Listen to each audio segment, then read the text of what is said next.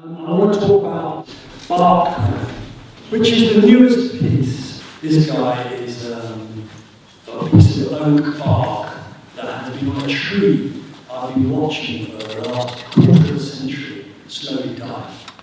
And I've tapped it for over 5 years just to see if there's any hollow sound underneath the bark. And my dog has often tugged things from underneath it. And I tapped it a year ago, and there was a hollow sound. I thought, oh God, you're coming loose. And I tapped a bit more, and in about a 6-inch space appeared as this thing peeled off this ancient tree. And eventually it fell off. Well, I actually tugged it. Now, to me, really proud of my textures and my surfaces, and I was really angry that nature was really doing a better job. And I held it upright, and I leaned it against the wall, and I contemplated it for 6 months. Just could not believe this surface that had arrived in my studio. And eventually it dried and fell onto the floor one morning. And I suddenly saw I never thought about it, a horizontal thing. And there was a head from an old Creekman sculpture lying in the studio, which is what we've got in now, in wax. And I propped it up onto a plinth, much like the plinth under it now. And I put this head on it. And the whole thing kind of rocked, literally, into place. And this kind of incredible sense of history took over the studio as this ancient figure was kind of emerging from this bark. This bark turned into the river, turned into the vessel, turned into cane. There's incredible beginnings of a poem. You must get the catalogue, I'm not plugging it, but there's stuff in the catalogue that's really helping the understanding of the sculpture, not only for you, but for me.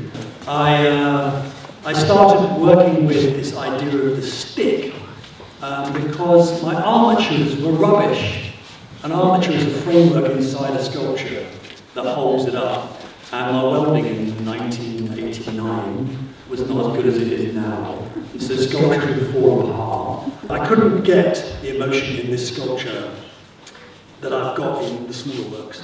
And when I just explained to you the material is clay, and it's old sculptures. So this sculpture would have been, the guy in the after at the end there, would have been the same clay.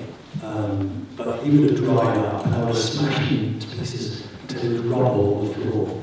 And I would have put it in big vats and put water in, and he would have been reconstituted into this slurry, this muck. And all the bits of grass and all the bits of string, rope and cloth and wood are in this muck. And the wonderful thing is they rot, and it becomes a wonderful kind of humus of stenching compost. And I've always wanted to make work with marshmallow, but the marshmallows never quite work for me.